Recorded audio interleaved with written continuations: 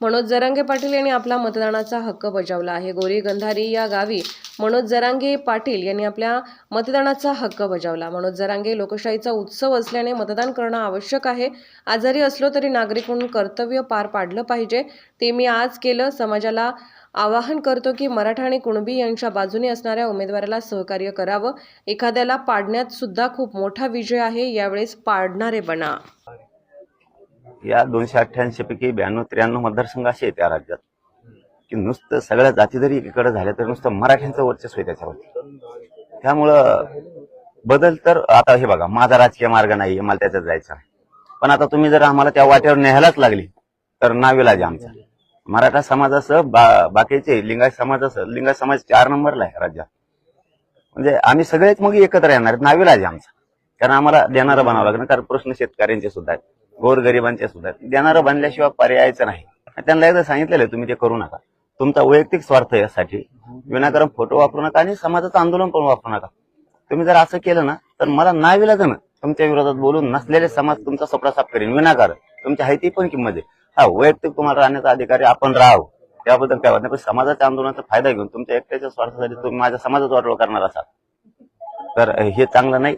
कारण मग मी तुमच्या विरोधात बोलत, मग तसं करत असल्यात महाराष्ट्रात कोणी असला मराठ्याने त्याला एकही मतदान करू नका, एकही नाही। त्याच्याबद्दल आम्ही विचार नाही केला, परंतु जर नाही दिलं तर मात्र विधानसभेची तयारी आम्ही 1 महिन्यापासून सुरू केली, हेही सांगायला काय हरकत नाही।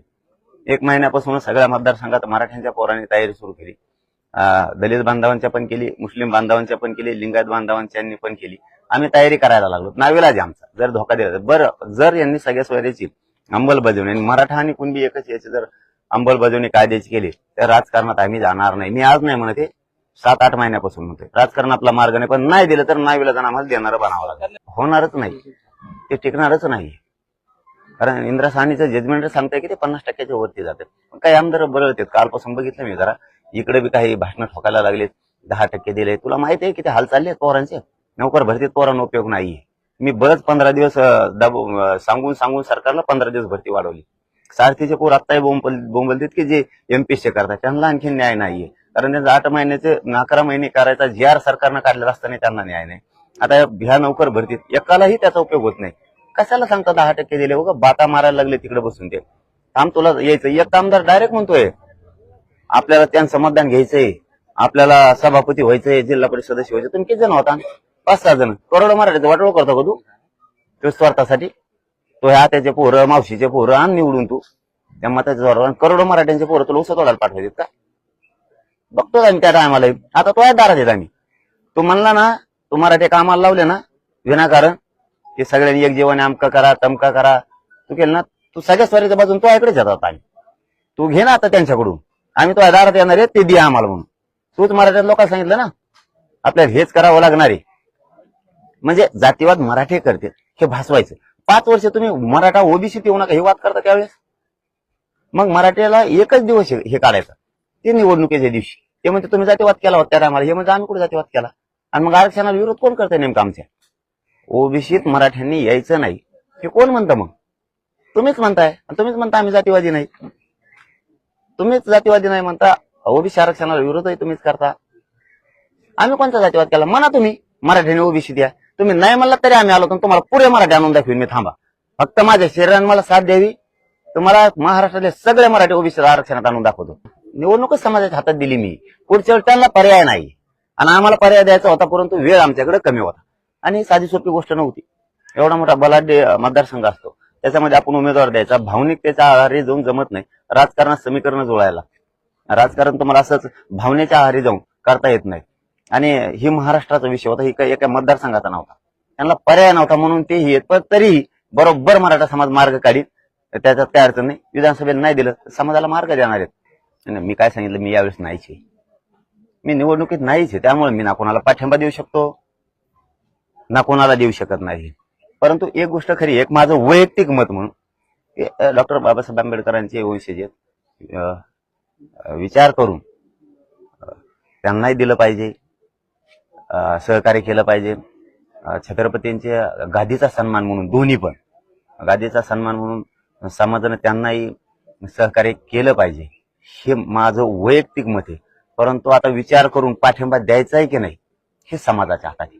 शेवटी मी नाहीये, मी जर या रस्त्यावरती असतो तर मी जाहीर सांगितलं असतं. परंतु मान सन्मान गादींचाही डॉक्टर बाबासाहेब आंबेडकरांच्या वारसांचाही समाजाने केला पाहिजे. परंतु आता करायचा आहे की नाही विचार करून त्यांना सहकार्य करायचंय की नाही शेवटी समाजाच्या हातात आहे. समाज ठरवत करायचंय की नाही. आणि शेवटी समाजानं 100% मतदान करणं आवश्यक आहे. हा लोकशाहीचा मोठा देशातला उत्सव आहे आणि याच्यामध्ये आपण आजारी असलो काहीतरी असलो आपलं कर्तव्य एक नागरिक म्हणून आपण पार पाडलं पाहिजे. तेच मी आज केलं.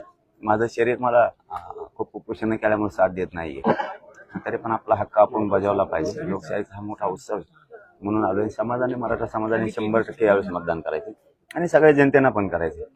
परंतु करताना एक लक्षात असू द्या की आपले लेकर सुद्धा डोळ्यासमोर असले पाहिजे की जे आपल्या लेकरांना जे हक्कासाठी न्यायासाठी लागते तेही डोळ्यासमोर ठेवायचे. मी सांगताना सांगितलेलं की तुम्ही कोणालाही मतदान करा. मी म्हणणार नाही तुम्ही याला करा किंवा त्याला करा, कारण या निवडणुकीत मी नाहीये. समाजाच्याच खांद्यावरती ही जबाबदारी यावेळेस.